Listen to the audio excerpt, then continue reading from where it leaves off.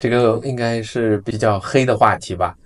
嗯，讲一讲身边我们观察到的同胞，中国同胞的一些坏习惯。我想我们节目的范围就把它限制在讲我们看到的一些坏习惯，就是表达我们想看到的东西。对，也不是说没有好习惯，或者说没有好的地方。我们目的还是进行一些反思，看会思考到一些什么吧。对啊，是。行吧，不要那么害怕，先说说看吧。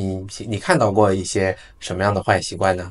先说一个我们两个自己改过来的坏习惯吧，好啊，或者说差点是要暴露自己有坏习惯这个问题。是什么？因为我们是现在到马来西亚大概第4天嘛，当时我们去你们朋友家过年，他邀请我们去过年，我们就买了一点烟花爆竹过去。对。当时大家很开心的放完，我正打算要像中国一样的习惯，就直接走，拍拍屁股走人了。结果就发现朋友那一大家子人非常认真的去把大家放下来的这个残核一点收回来。对，有一些还没有及时熄灭的烟火残骸，还去想办法把那火苗什么扑灭，对不对？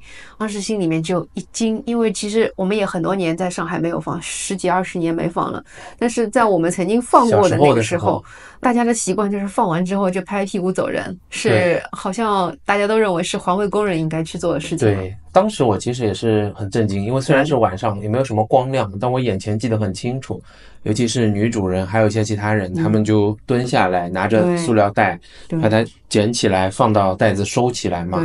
那我们很快也把它给学起来，确实又有一些震惊，是小时候我们把地上一片狼藉，第二天有环卫工人来去收拾，把它变成一个理所当然的，觉得好像就应该这样。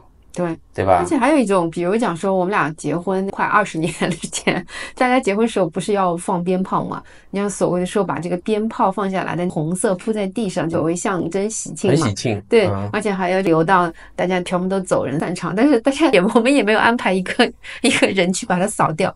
现在想想确实是挺汗颜的。对，其实在中国的时候，我们为了做好卫生工作，我是指政府和国家，到处会看到一些标语，叫什么是我家，卫生靠大家。到处都有的。现在想起来，其实很可能我们也没有把这些公共场所当成是有一份义务要把它给维护好的一个地方，就会觉得说这不是我的好，那总有人会去把它给处理。其实身上会有这个习惯。对。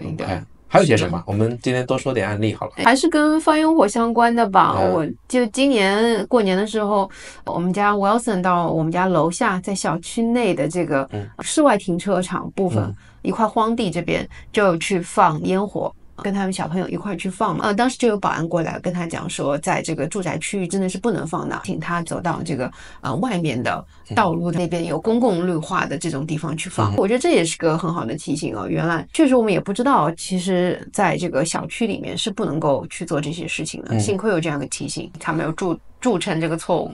对，我是知道了，但我没有强力的提醒他，我建议他不要这样。但他跟同学约好，哗的一下就下去了。还是那里放，但我也同时觉得保安的提醒是对的，虽然感受是会让我们有一点羞愧啊，这样做不太好，影响到公共了，但是我也很感激保安还是很负责任的，及时提醒小孩子们都到外面去放了，这是一个正确的，没有酿成一些对别人的干扰或者酿成一些什么问题，我觉得算是学到了。还有比如说上回我们开车回来的时候嘛，看到2个奇异的景象。我还拍了一下，看到有一些我们的同胞吧，也是中国人，有好几个人，在这个车道的这靠近住宅和车道中间的地方摆着一把椅子，椅子上坐着一个人，其他人在帮他剪头发。对，这个很奇异啊，反正我就觉得在中国也很久没看到了。但你可以想象，如果是乡村或者是比较偏僻一些地方，大家社群生活在一起，有人在那边剪发收钱，这个可能是有了，但在我们住宅和即便是在上海，我觉得很久没看到这样。对，这个跟我们刚刚说的第一个放烟花是一样的逻辑嘛？大家就觉得你不会在家里面剪头发吧？因为他们一定是觉得头发掉下来还要扫很麻烦，所以就搬个椅子到公共区域去。扫下来之后嘛，一定是会有工人会打扫咯，所以就不要把家里污染，所以出来理发。首先是你散落这些头发在他们的所在这一片公共区，风也挺大的，直接掉下来就吹散了，没法收拾。对，但是第二个，他们是在车来车往的一条车道这边位置，也不安全。大家这个真的是很怪异的情况。我倒是觉得也不够美观啦，因为剪发也是一个相对比较私人的事情，你其实放在这儿也让车来车往的大家都在观瞻这个事情，可能这边界感嘛，他可能就把外面当成自己家的一个延伸，边界感不清。还有一点，我们经过另外一家在 G 楼的一家，对，每次都观察到一早上他们整个阳台的这个窗门嘛，落地的这个窗全部是打开的，对面是进门的房屋也是打开的，整个家你是一览无余，一直到晚上可能睡觉，就白天基本上都是大门敞开的一个状态。对，他们这家好像他的是一对老年的中年夫妻，好像是中国。他们这家还有一个习惯，他们家里面的人喜欢坐在这个阳台门口，跟所有路过的人行注目礼。所以我想说，或者说只是正常的走到那边去，我也没有特地把这个目光往他们家看，但是他会对我长久的进行凝视，我看得心里很毛。我感觉他一方面呢，把自己家里面敞开，窗帘什么都不拉，门窗也不关，好像是比较大方的展示自己的生活空间。另一方面呢，他盯着你看，你感觉他是一个对你的跟踪的凝视，你又觉得很不自在。但是这又是我必经之路，我也搞得非常不自在。当你在凝视深渊的时候，深渊也在凝视你，就有这种怎么讲？就我也是感觉是，首先是不美观，因为你整个家像他们晾着的这些衣服啊、内衣啊，什么都是在放在阳台的外面。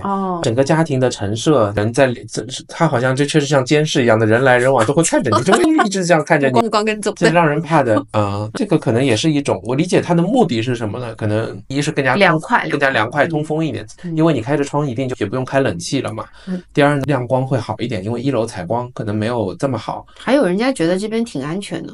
对不对？这边一定是路过的人也不会做一些危险的举动，所以他就把门敞开。这个倒是，这是一种过于松弛了，对不对？可以看看外面的花花草草，看看人。确实，两个老人带小孩也是挺寂寞的。还有一个就类似于这样，我觉得边界感过于把外面的空间当成自己家的行为。你看我们小区里面楼下的这个超市，小卖部，对，小卖部经常可以看到一些穿着睡衣过来买东西的同胞。但这一点我必须说，在上海也是非常常见嘛。首先我不能理解的就对睡衣的那种偏执的爱，在家一定要穿着睡衣。我认识很多朋友也是这样的，我是没有特别偏好。其次就把睡衣再穿到外面嘛，图一个方便。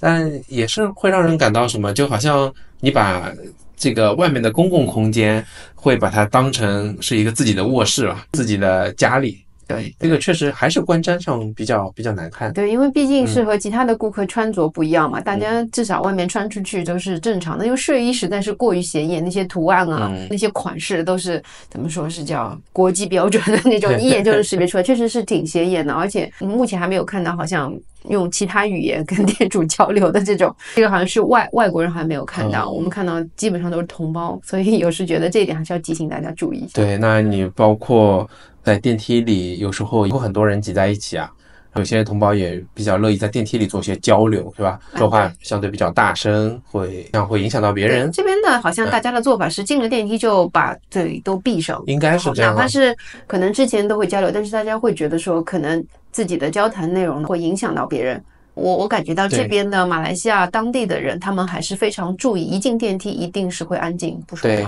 这应该是这样了，只是说我们观察到马来西亚人都是做得非常好的。还有提到过，像我们很多同胞会在公共场合大声的呵斥和批评小孩子。对，这个你还记得我上次去学校里面听家长分享会，家长讲到说，有一天早上可能跟孩子之间有了一些冲突，直接就在校门口爆发了，对吗？失控了，他自己有讲到，引到说学校的保安还有一些家长都来劝说，还有学校还特地为他后续又安排了心理咨询的老师来安抚他的情绪。对，我觉得就是这一点的训孩子的事情，大家会觉得可能在中国场合下确实大家不会特别的去避讳，是，甚至觉得说给孩子做规矩就是一个随时随地可以做的应该做的事情。对，但是在这边的话，似乎大家都没有这样的一个认知，从来没有在路上啊，在 mall 看到有家长对小孩 lose temper 或者失控吧。对，在中国还比较常见的。咱们说回来，就我们的这位中国朋友，他还是比较勇敢，来对着所有的家长去反省自己的这个问题，是在分享会的时候，我觉得这也是好的。还有比较好玩的，就我们小区不是在一些公共的 facility， 像乒乓室啊、健身房啊，都是提供一白天都提供冷气的嘛，是吧？那总是看到有人在里边办公啊，或者在里边上网啊，对，或者纯就是利用冷气嘛，或者网络。对。那像我们如果是想使用乒乓球，大家想打乒乓或者健身时候发出一些叮叮咣啷的声音，其实我们也不敢。老实说，如果真的有人坐在那边搬了一个电脑，搬了几本书，在那边开电话会议学习做笔记，你忍心过去打乒乓吗？对不对？但是从用途上来说，这是一个乒乓室，这是一个运动间，你其实做了跟这个房间不匹配的事儿。对，我也发现，就这些，它有些共性都不是和它本来你应该去使用的目的和用途100%的匹配。你可能可以理解啊，比方说是一个学生，或者是一个妈妈带着1-2个小孩子的，她家里也不愿意再去装网络啦，这可以节省一些冷气啊。那好像空调房和健身房是一个完美的一个平替，我们叫一个平等的、更加便宜的一个替换，它都达到了它的目的。但这里面我们为什么总会觉得哪里不对嘛？你公共空间的资源，难道说你首先没有根据它的特定用途去使用？第二个就是你真的是为了蹭它的网络，还有蹭空调，这个好像是有点过于节省了吧？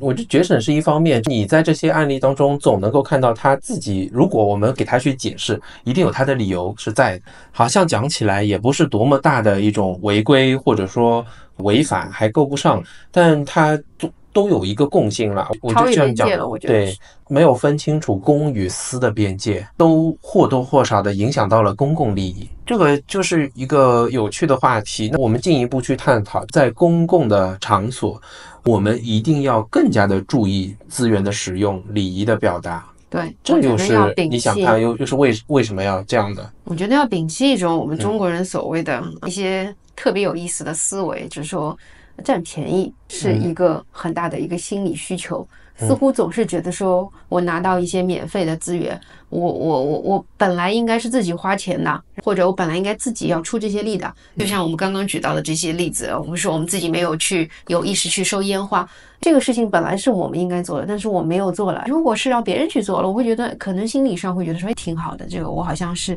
占到便宜了。这种占便宜的心理是真的是要去打破这样一个思维局限。是可能在我们父母一辈嘛，因为他们更加的集体主义，生活在一个大集体之中，吃饭都是一起吃的食堂，工作大家每个人都拿着一样的钱，所以在这种情况下，你怎么去维护个人的利益？他会觉得我就从公共的利益当中去拿。小时候我记得我妈带我到她的这个工厂里面去洗澡啊，是他们就像一个生活社区一样，还有人来和你教你作业啦，你在里面就跟着妈妈一起，她坐在办公室，你就在她旁边。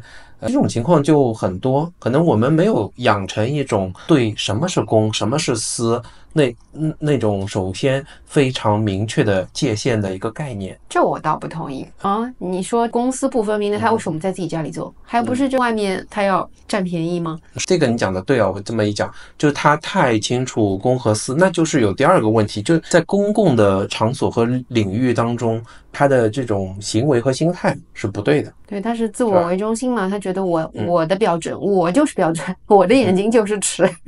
对，我想我们讲出来更多的也是把它作为一方面是自己的学习和警醒嘛。对。第二方面，有人他如果乐意承认的话，他看到他也能够改善，那么就达到我们的目的，见贤思齐。这个对我们自己对别人可能都会这样。有些人如果看到能够进行一些改善，那就是一个好事情嘛。